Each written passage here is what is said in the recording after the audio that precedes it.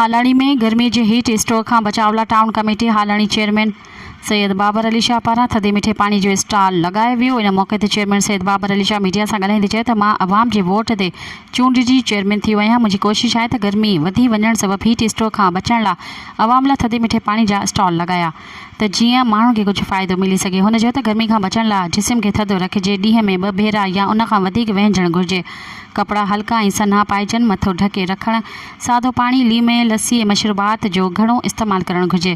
हुन वधीक चयो त मुंहिंजा अवाम लाइ हर वक़्तु दरवाज़ा खुलियल आहिनि। इन मौके ते सांस नौजवान काउंसलर हुनज़िला आराइन सरफराज़ रिंद पिणु गॾु हुआ।